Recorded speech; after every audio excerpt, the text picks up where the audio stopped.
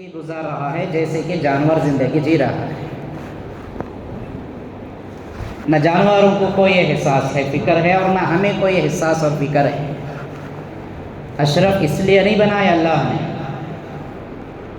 عقل سلیم جو انسان کو دیا اور کسی کو اللہ نے اتنی عقل نہیں دی۔ جانور کو، پرندوں کو، چرندوں کو ان کی جو ہے ضرورت کے موافق اللہ نے عقل دیا، ان کی ضرورت کے بعد قدر و عقل استعمال کرتے ہیں۔ انسان کو ضرورت سے زیادہ عقل دیا۔ ہمیں ساری دنیا اور ساری دنیا کی ہر ایک شے، ہر ایک چیز سمجھ میں آتی ہے۔ اگر ہمیں سمجھ میں نہیں آ رہا ہے تو اللہ کا حکم سمجھ میں نہیں آ رہا۔ ہمیں اگر سمجھ نہیں آ رہا ہے تو پیغمبر دو عالم صلی اللہ علیہ وسلم کی مبارک زندگی ہمیں سمجھ میں نہیں آ رہی۔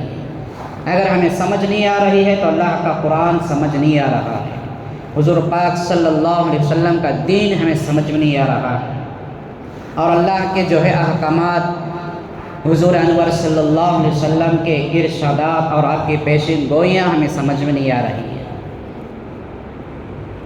یا پھر یوں سمجھے، سمجھ میں آنے کے باوجود بھی ہم سمجھنا نہیں چاہتے، تو قرآن کہتا ہے کہ یہ جانوروں سے بھی بدتر لوگ ہیں اس طرح کی سوچ رکھنے والے۔ لہذا دوستوں، بزرگوں، قرب قیامت کے نزدیک کے جو آثار اور جو پیشین گوئیاں، جو نشانیاں ہیں، تقریباً 3 جمعات سے ہم نے اس کا سلسلہ، اس کا موضوع شروع کیا۔ اتنے احادیث کے اندر ہمیں بے شمار پیشین گوئیاں ملیں گے، عرض کرتے جائیں تو ہمیں ملتے ہی جائیں گے۔ اب اس کا ملتوی کر دینا، اسے درمیان میں جو اصل ضروری چیزیں ہیں انہیں چھوڑ ہی دینا بھی مناسب نہیں ہے۔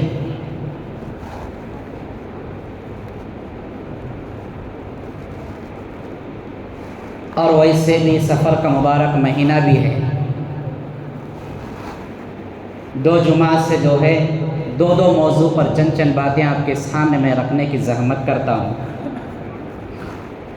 کئی باتیں ایسی جو ایمان اور عقیدے کے متعلق ہمارے سامنے آئی۔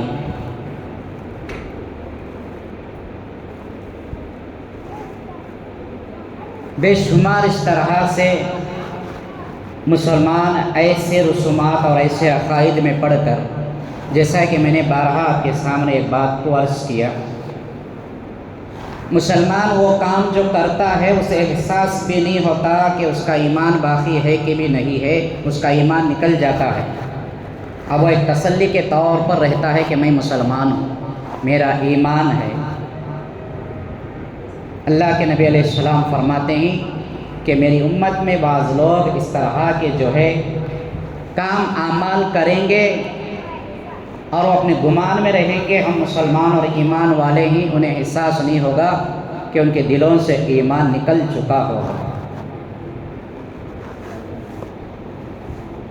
بے شمار عقائد ہیں۔ اب کچھ دن اگر گزریں تو ہمارے سامنے چہارشنبہ آنے والا ہے، ہر چہارشنبہ آتا ہے۔ ہماری جتنی عمریں ہیں پوری زندگی میں ہفتے میں 1 مرتبہ یہ دن آتا ہی ہے۔ مرنے والے کے تعلق سے میں نے کہا تھا، اب زندے لوگوں کے عقیدے بھی دیکھو، بد عقیدہ جو مشرکوں کے گھروں کے عقیدے، آخری چہارشنبہ سفر کے مہینے میں ہی یہ سنتے سنتے ہم آ رہے ہیں، لیکن پھر بھی چہارشنبہ وہ آ رہا ہے، یہ آخر کب ہوگا سمجھ میں نہیں آتا۔ یہ مسلمان ہر سال ہر مہینے میں یہ بولی لگاتے ہیں، اب آخری چہارشنبہ ہے، پھر چہارشنبہ دوسرے ہفتے میں آ جائے گا۔ اب کرنے کا کیا ہے؟ دیکھو، اللہ کے نبی علیہ السلام نے حدیث میں فرمایا، جو اپنی مرضی، جو اپنے فائدے کے واسطے میری طرف منسوب کرے گا کوئی بھی بات، وہ یقین جان لے کہ اپنا ٹھکانہ جہنم میں بنا دے۔ اس کا ٹھکانہ جہنم میں ہو چکا، اب اسے یقین ہو جانا کہ میرا ٹھکانہ جو ہے جہنم میں ہے۔ کیوں کہتے ہیں؟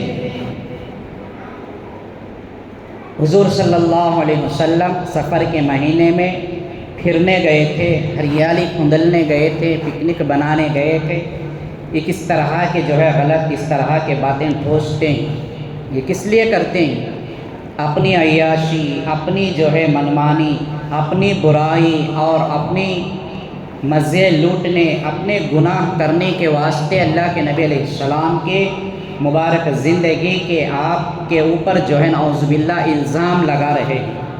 یہ حضور کرے اس لیے ہمیں کر رہی، وہ سنت کو زندہ رکھ۔ آپ کی پوری زندگی اور پوری تاریخ اور پورے جو ہے تاریخ کے اندر اٹھا کر دیکھ لیں، کہیں بھی یہ بات نہیں ملتی۔ سفر کے آخری دنوں میں آپ صلی اللہ علیہ وسلم نے سفر کا ارادہ فرمایا۔ سفر ہماری طرح نہیں، گرشک کے واسطے، ٹائم پاس کے واسطے اور رشتہ داروں کے پھرنے کے لیے۔ اللہ کے نبی کا اگر سفر ہوتا تو دین کی تبلیغ کے واسطے ہوتا، یا پھر کہیں جہاد کے واسطے ہوتا، خیر کے ہی واسطے ہوتا۔ تو آپ اللہ تبارک و تعالیٰ نے جو فیصلہ کیے ہوتے ہیں اس کے برعکس یہی ہوتا۔ وہ سفر آپ کا ملتوی ہو گیا، اچانک آخر دنوں میں آپ کو سر درد شروع ہو گیا، بیمار پڑ گئے۔ غالباً کچھ دن وہ گزر گئے، ربیع الاول کا مہینہ شروع ہوا، اس مہینے میں آپ اس دنیا سے پردہ فرمائے وفات ہو گئی۔ یہاں تک کی بات بالکل صحیح ہے۔ کوئی یہ نہیں کہہ سکتا کہ آپ ہریالی کھندلنے کے واسطے کھیتوں میں اور باغات میں گئے تھے۔ اس نام کو لے کر، اسے بہانہ بنا کر جو لوگ جاتے ہیں اس وقت گھروں کو چھوڑ کر، اپنے جو ہے محلوں کو چھوڑ کر بیابانوں کی طرف، جنگلوں کی طرف، ندی نالوں کی طرف جا رہے ہیں۔ عورتیں بھی بے پردہ اور مردیں بھی ہیں۔ کوئی عورت غیر مرد کو دیکھ کر مسکراتی ہے اور کوئی مرد غیر عورت کی طرف دیکھ کر مسکرا رہا ہے۔ اسے بھی مزہ مل رہا ہے، اسے بھی مزہ مل رہا ہے۔ بات کہہ رہے ہیں کہ آخر شہر شبے کے ہم سنت زندہ کر رہے ہیں۔ پوری زندگی میں ایک نوالا ماں باپ کو نہیں کھلایا ہوگا کہ غیر لڑکیوں اور عورتوں کو بیٹھ کر اپنے ہاتھ سے پیٹ بھر کر وہ کھانا انہیں کھلاتا ہے۔ یہ ہے آخر چہارشنبہ۔ اگر بالفرض تھوڑی دیر کے واسطے مان بھی لیا جائے آخر ہے، تو پھر کرنا کیا ہے آخر چہارشنبے؟ اب اس کا یہ یقین ہو گیا کہ یہ آخری ہے، تو آگے آنے والا کیا ہے؟ قیامت کا دن ہے، دوسرے دن قیامت کا دن ہے۔ اب آج جو چہارشنبہ بچا، نیک اعمال کرنا ہے، قرآن کی تلاوت کرنا ہے، نمازیں پڑھنا ہے، نوافل پڑھنا ہے، صدقہ و خیرات کرنا ہے، اب توبہ کرنا ہے، یہ سارے کام کرنا ہے۔ اگر آخری ہے بولے تو ایک تو بولتا بھی ہے، دوسرا یقین بھی نہیں ہے۔ مرنے والے پر جو تہمت لگاتے ہیں، منحوس سمجھتے ہیں، ایک چیلنج کے ساتھ وہ مسلمان یہ کام کر لیں۔ جو چہارشنبے کے روز فائدہ ہوتا ہے، جو ہزاروں کا لاکھوں کا اپنے اندر فائدہ ہوتا ہے، اس فائدے کو چھوڑ دے، اس دن کاروبار کو چھوڑ دے، کیونکہ یہ چہارشنبہ آخری چہارشنبہ ہے۔ چہارشنبے کا جو ہے عمل جو ہے بد عمل ہے، یہ منحوس والا دن ہے۔ اس دن کوئی جو ہے کار خیر نہیں ہو سکتا، اس دن کا پورا فائدہ چھوڑ دو۔ مرنے والا اگر منحوس ہے تو پیدا ہونے والا بھی منحوس ہے۔ بچے کو اٹھا کر روڈ پر پھینک دو، اسے کیوں خوشی منا کر لڈو کھلا کر خوشی مناتے ہوئے گھر میں بسا لیتے ہیں۔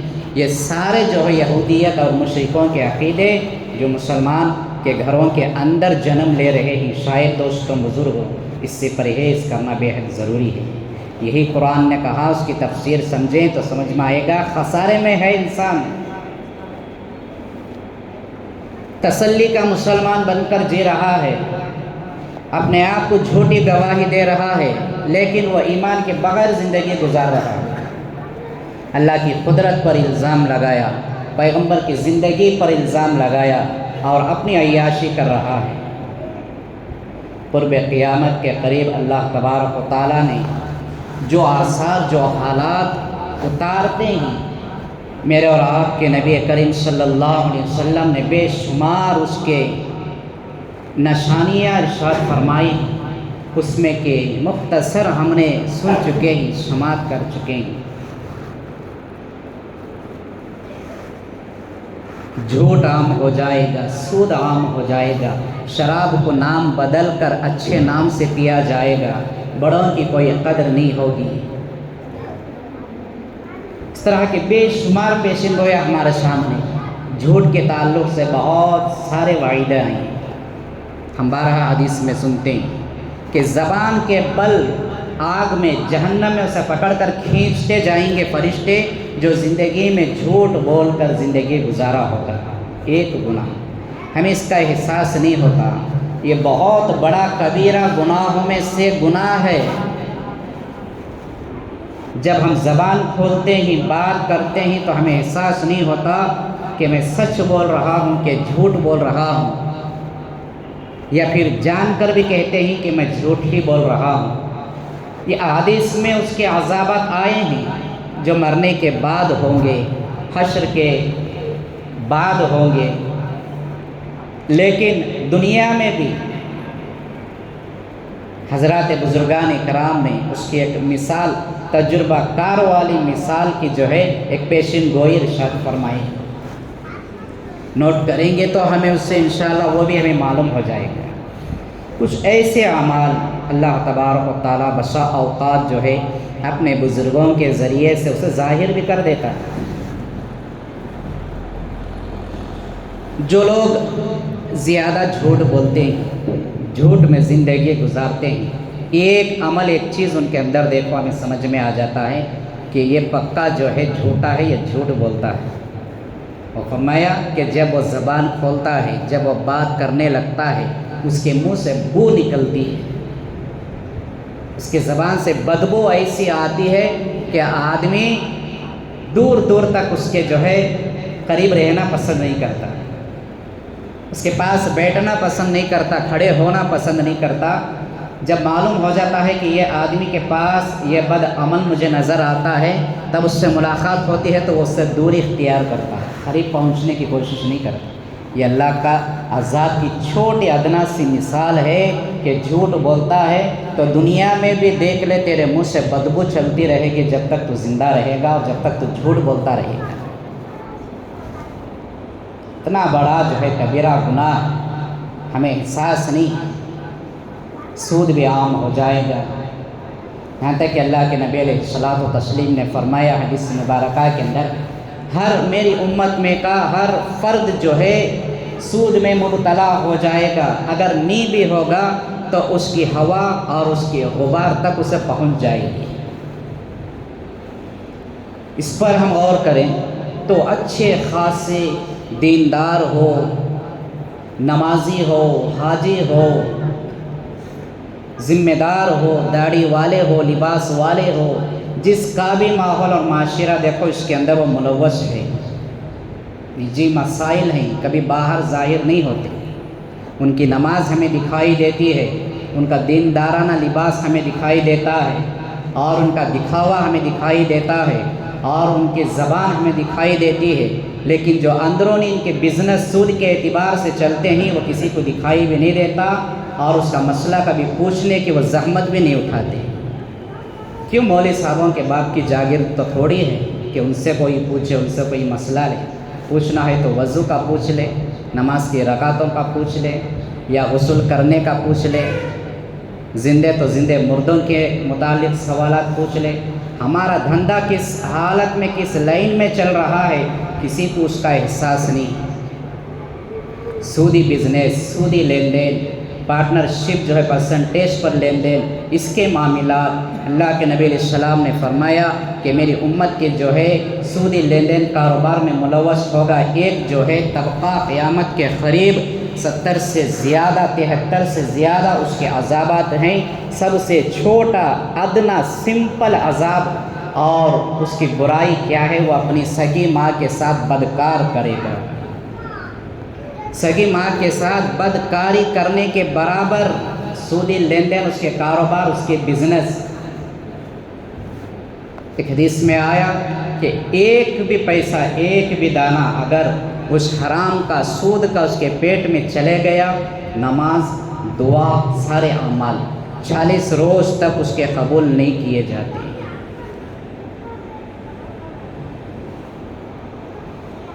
ایک دانے کا اب نوالے میں کتنے دانے ہوتے ہیں کوئی ہم گن کر تو نہیں کھاتے، اس حساب سے لگا لیں 40 روز کتنے ہوں گے۔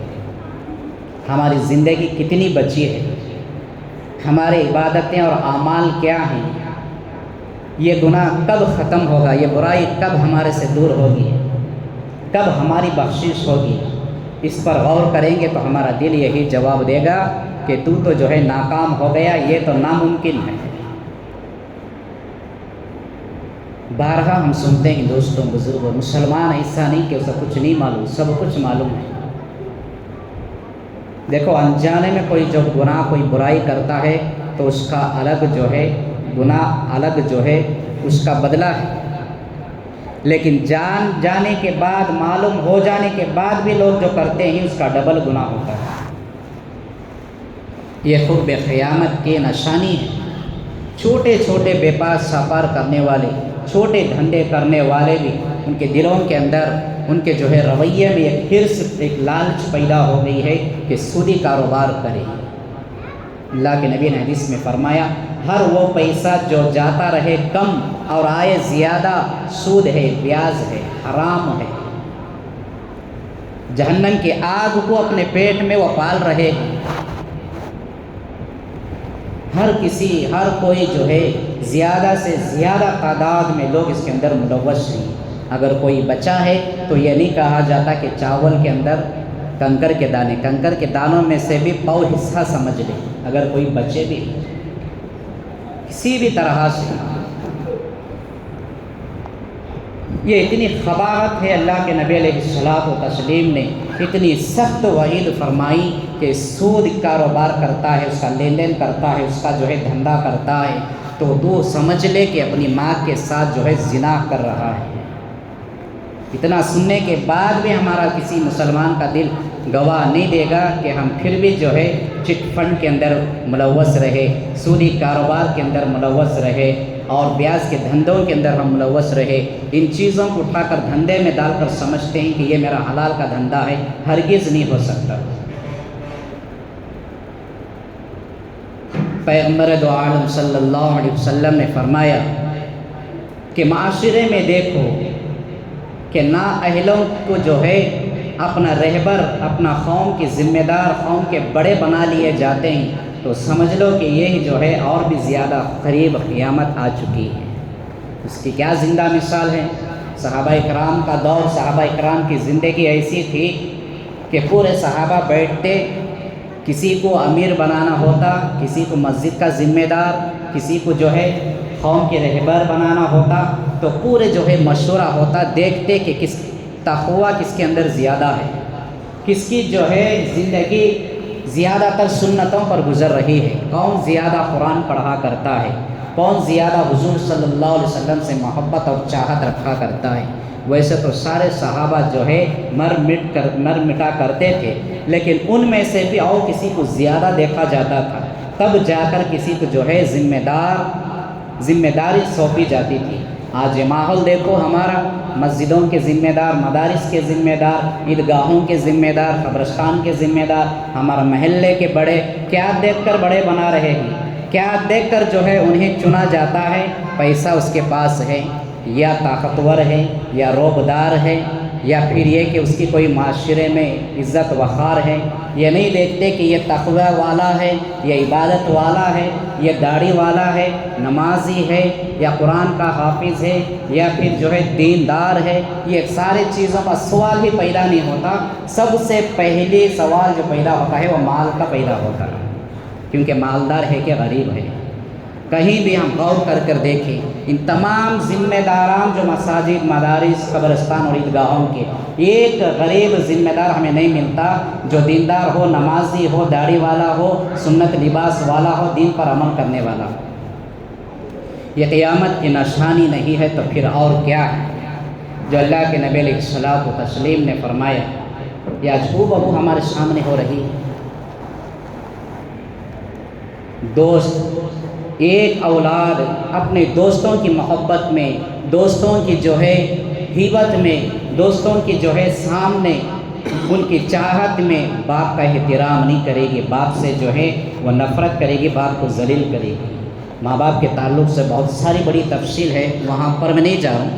یہ ایک نشانی کا ذکر میں آپ کے سامنے رکھ رہا ہوں۔ جہاں کہیں نوجوان جمع ہیں، کہیں باہر نوجوان ہیں، درمیان میں اتفاق سے اس کے باپ کا آنا ہو گیا یا پھر اس کے باپ کا وہاں رہنا ہو گیا، تو اس کی اولاد یہ پسند نہیں کرے گی کہ میرے دوستوں کے سامنے میرے بوڑھے باپ کی یہ حالت مجھے پسند نہیں ہے،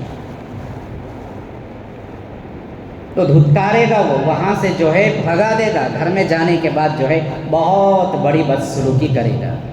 یہ حدیث کے الفاظ ہیں، اللہ کے نبی علیہ السلام نے فرمایا دوستوں کی دوستی میں باپ کی قدر نہیں کرے گا، باپ سے بدسلوکی کرے گا، باپ سے بے عزتی کرے گا۔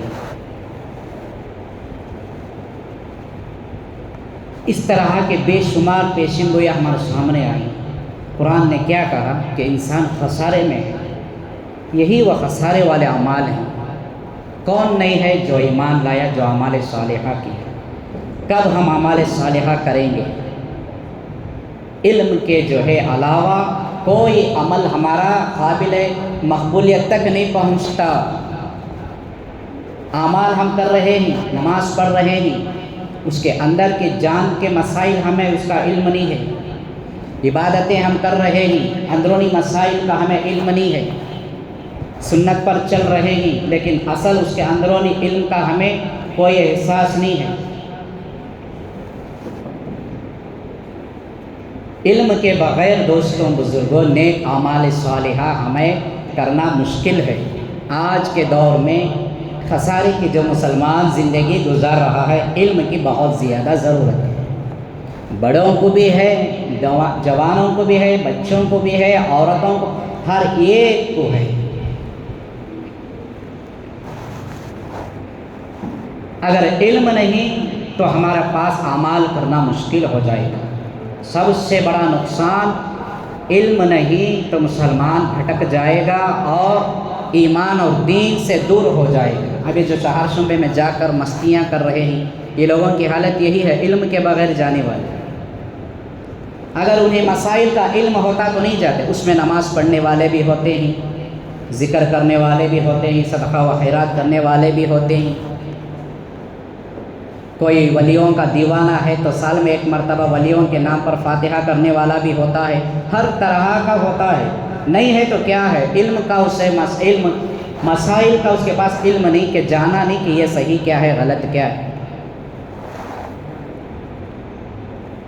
مردوں کی بہت بڑی غلطی اس میں ہوتی ہے کہ عورتوں کے اوپر اللہ پاک نے فوقیت دے رکھی، الرجال قوامون علی النساء، کہ ہم نے مردوں کو عورتوں پر جو ہے حاکم بنایا، لیکن مرد جو ہے اس کا الٹا ہو گئی۔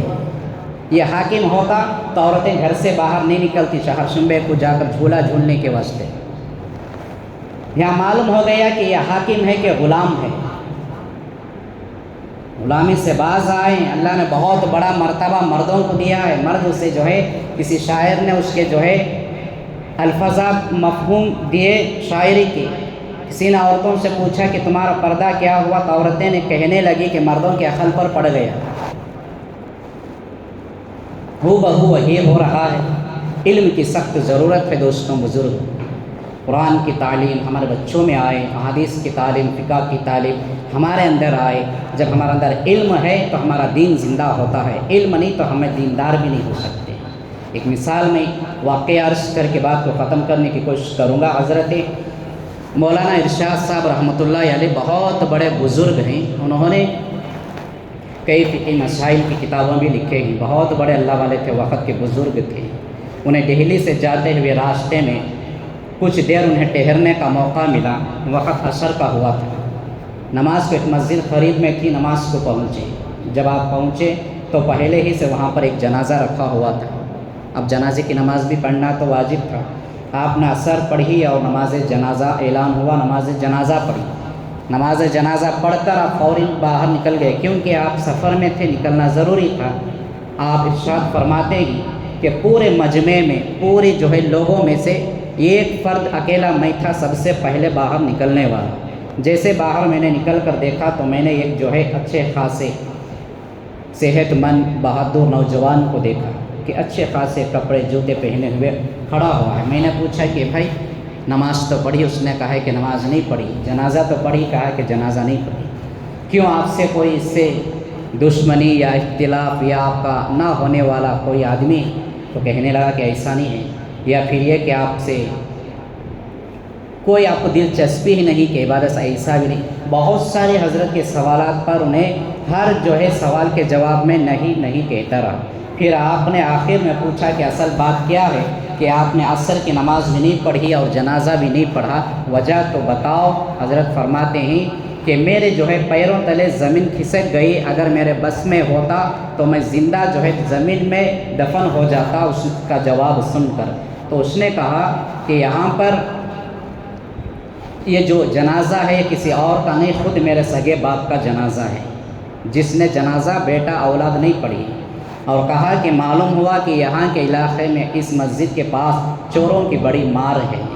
मैं बाहर मुल्क में जो है नौकरी करता हूँ, अच्छे ब्रांड की खासा कीमत की मैंने जूते पहन रखी है, इसलिए मैं अंदर नहीं गया कि जूते चोरी हो जाएंगे। जूते चोरी हो जाते इसलिए समझकर मैंने जूतों की हिफाजत में अंदर नहीं गया, हज़रत उसने कहा।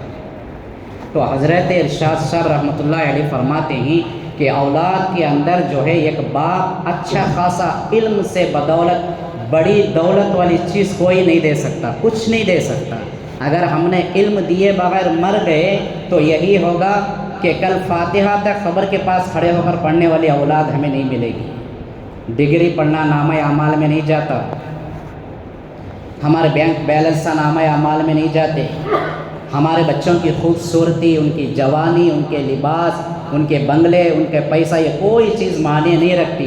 अगर सूरह फातिहा भी वो खड़े होकर पढ़ दिया तो उसके नामे अमाल में चले जाते हैं। आज के दौर में, फितनों के दौर में, हर जगह जो इस्लाम पर जो है आंच आ रही है, जो मुसलमानों को निशाना बनाया जा रहा है, यहाँ इल्म की सख्त ज़रूरत है। अगर इल्म को जाने बगैर मुसलमान नौजवान, आज के ज़माने के मॉडर्न मुसलमान नौजवान जो असरी तालीम हासिल कर लेते हैं, उन्हें जो है दीनी इल्म का कोई पता नहीं होता। बहुत सारे ऐसे लोग मुर्तद हो जाते हैं। अल्लाह ताला सबकी हिफाजत फरमाए। हाल ही में जो वसीम रिजवी मलऊन व मरदूद शैतान की औलाद समझे, अब 2-3 रोज़ से उसकी ज़बानी बात जो सोशल मीडिया के ऊपर चल रही है बखूबी, वो कहता है कि मैं जिस मज़हब में था वहाँ पर भी जो है मेरा पीछा छोड़ा नहीं गया, वहाँ से मैं बेजार होकर सनातन धर्म की तरफ मैं जो है दाखिल हो गया।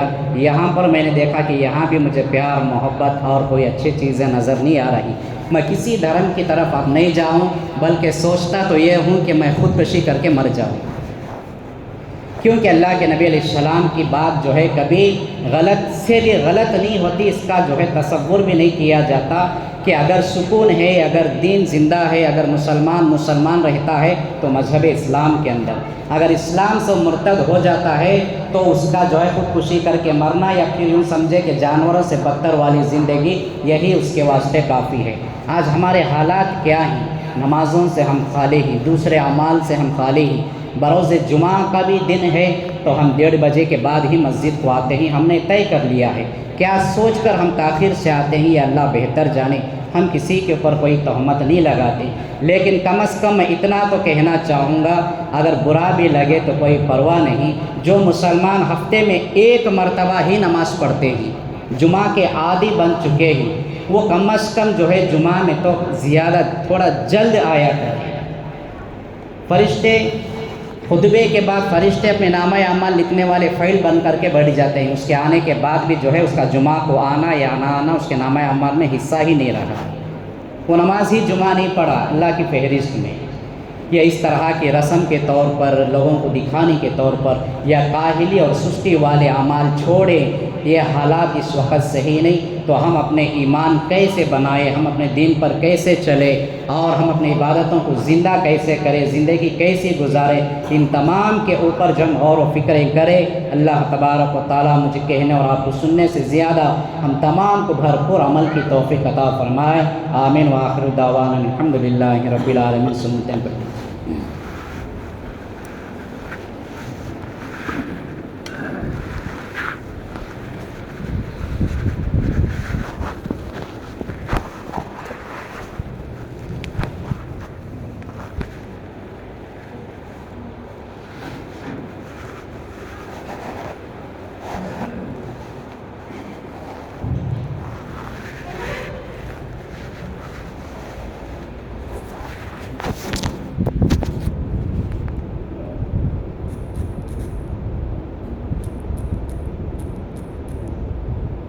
زندگی گزار رہا ہے جیسے کہ جانور زندگی جی رہا ہے۔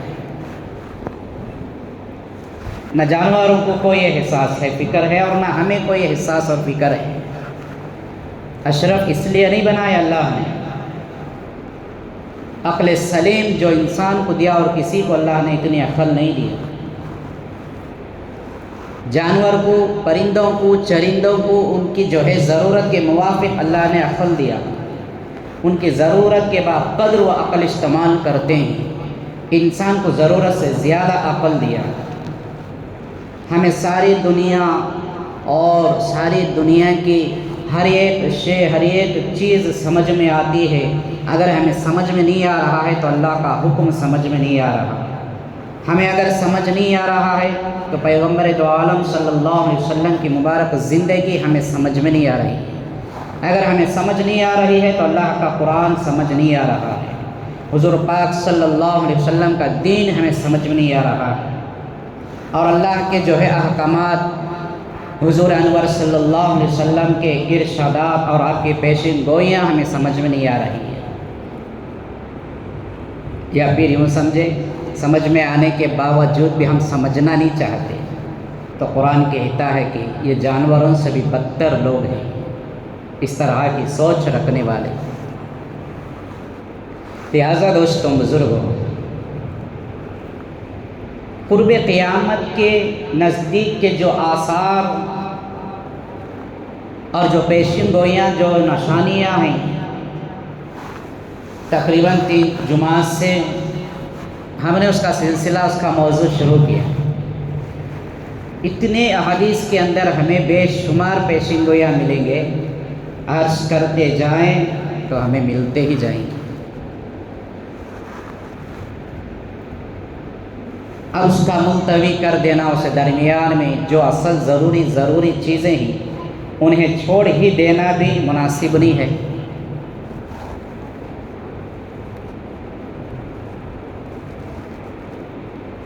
اور ویسے بھی سفر کا مبارک مہینہ بھی ہے، 2 جمعہ سے جو ہے 2 موضوع پر چند باتیں آپ کے سامنے میں رکھنے کی زحمت کرتا ہوں۔ کئی باتیں ایسی جو ایمان اور عقیدے کے متعلق ہمارے سامنے آئی،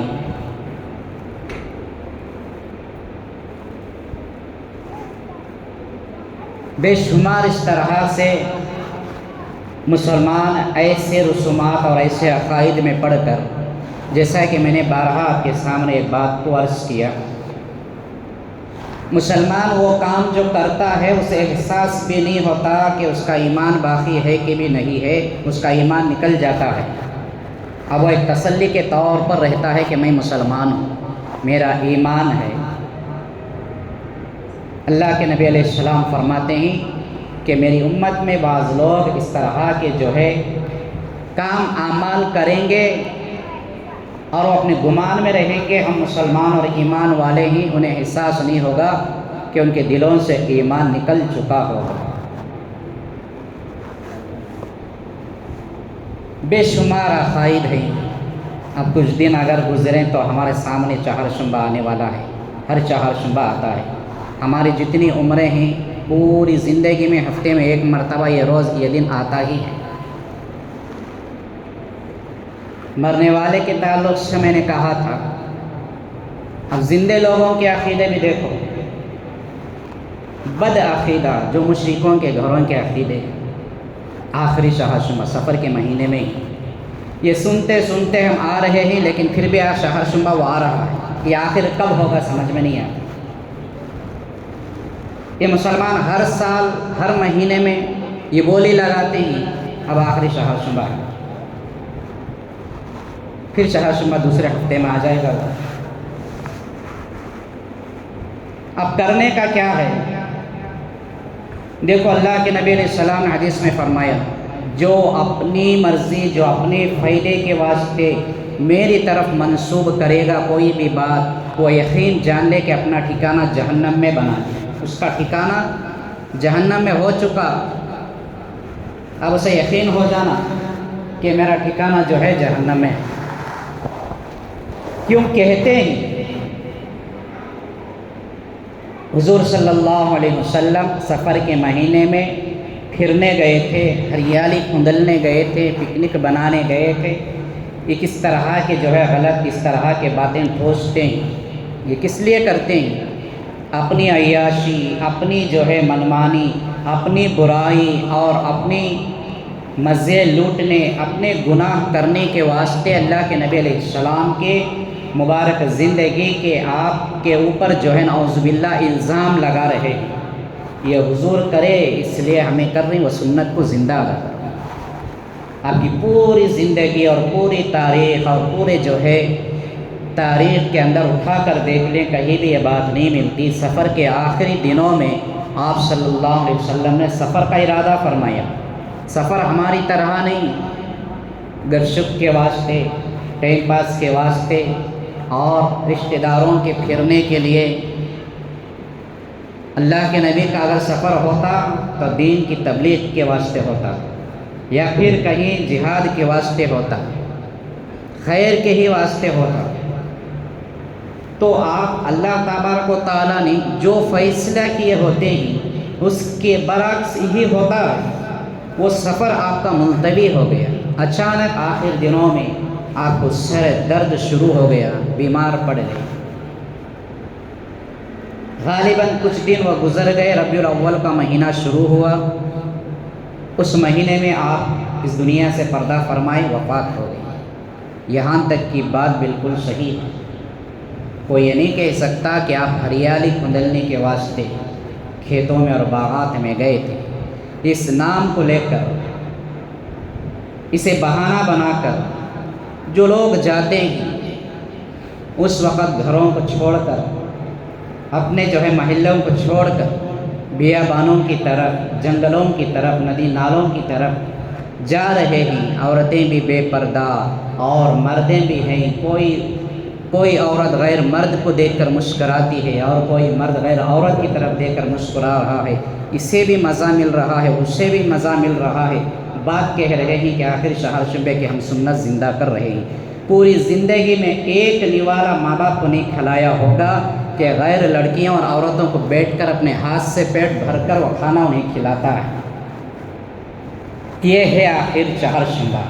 اگر بالفرض تھوڑی دیر کے واسطے مان بھی لیا جائے آخر ہے، تو پھر کرنا کیا ہے آخر چہارشنبے؟ اب اس کا یہ یقین ہو گیا کہ یہ آخری ہے، تو آگے آنے والا کیا ہے؟ قیامت کا دن ہے۔ دوسرے دن قیامت کا دن ہے۔ اب آج جو چہارشنبہ بچا، نیک اعمال کرنا ہے، قرآن کی تلاوت کرنا ہے، نمازیں پڑھنا ہے، نوافل پڑھنا ہے، صدقہ و خیرات کرنا ہے، اب توبہ کرنا ہے، یہ سارے کام کرنا ہے۔ اگر آخری ہے بولے تو ایک تو بولتا بھی ہے، دوسرا یقین بھی نہیں ہے۔ مرنے والے پر جو تہمت لگاتے ہیں، منحوس سمجھتے ہیں، ایک چیلنج کے ساتھ وہ مسلمان یہ کام کر لیں۔ جو چہارشنبے کے روز پیدا ہوتا ہے، جو ہزاروں کا لاکھوں کا اپنے اندر فائدہ ہوتا ہے، اس فائدے کو چھوڑ دے، اس دن کاروبار کو چھوڑ دے، کیونکہ یہ چہارشنبہ آخری چہارشنبہ ہے۔ چہارشنبے کا جو ہے عمل جو ہے بد عمل ہے، یہ منحوس والا دن ہے۔ اس دن کوئی جو ہے کار خیر نہیں ہو سکتا، اس دن کا پورا فائدہ چھوڑ دو۔ مرنے والا اگر منحوس ہے تو پیدا ہونے والا بھی منحوس ہے۔ بچے کو اٹھا کر روڈ پر پھینک دو، اسے کیوں خوشی منا کر لڈو کھلا کر خوشی مناتے ہوئے گھر میں بسا لیتے ہیں۔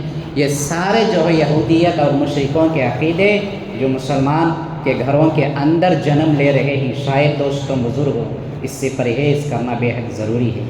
یہی قرآن نے کہا، اس کی تفسیر سمجھیں تو سمجھ میں آئے گا۔ خسارے میں ہے انسان، تسلی کا مسلمان بن کر جی رہا ہے، اپنے آپ کو جھوٹی گواہی دے رہا ہے، لیکن وہ ایمان کے بغیر زندگی گزار رہا ہے۔ اللہ کی قدرت پر الزام لگایا، پیغمبر کی زندگی پر الزام لگایا اور اپنی عیاشی کر رہا ہے۔ قرب قیامت کے قریب اللہ تبارک و تعالیٰ نے جو آثار، جو حالات اتارتے ہیں، میرے اور آپ کے نبی کریم صلی اللہ علیہ وسلم نے بے شمار اس کے نشانیاں ارشاد فرمائی، اس میں کہ مختصر ہم نے سن چکے ہیں، سماعت کر چکے ہیں۔ جھوٹ عام ہو جائے گا، سود عام ہو جائے گا، شراب کو نام بدل کر اچھے نام سے پیا جائے گا، بڑوں کی کوئی قدر نہیں ہوگی۔ اس طرح کے بے شمار پیشن گویا ہمارے سامنے جھوٹ کے تعلق سے بہت سارے وعیدیں آئیں۔ ہم بارہا حدیث میں سنتے ہیں کہ زبان کے بل آگ میں جہنم میں اسے پکڑ کر کھینچتے جائیں گے فرشتے، جو زندگی میں جھوٹ بول کر زندگی گزارا ہوگا۔ ایک گناہ، ہمیں اس کا احساس نہیں ہوتا، یہ بہت بڑا کبیرہ گناہوں میں سے گناہ ہے۔ جب ہم زبان کھولتے ہیں، بات کرتے ہیں، تو ہمیں احساس نہیں ہوتا کہ میں سچ بول رہا ہوں کہ جھوٹ بول رہا ہوں، یا پھر جان کر بھی کہتے ہیں کہ میں جھوٹ ہی بول رہا ہوں۔ یہ احادیث میں اس کے عذابات آئے ہیں جو مرنے کے بعد ہوں گے، حشر کے بعد ہوں گے، لیکن دنیا میں بھی حضرات بزرگان کرام نے اس کی ایک مثال، تجربہ کار والی مثال کی جو ہے ایک پیشن گوئی ارشاد فرمائی۔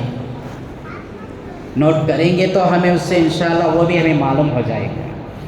کچھ ایسے اعمال اللہ تبارک و تعالیٰ بسا اوقات جو ہے اپنے بزرگوں کے ذریعے سے اسے ظاہر بھی کر دیتا ہے۔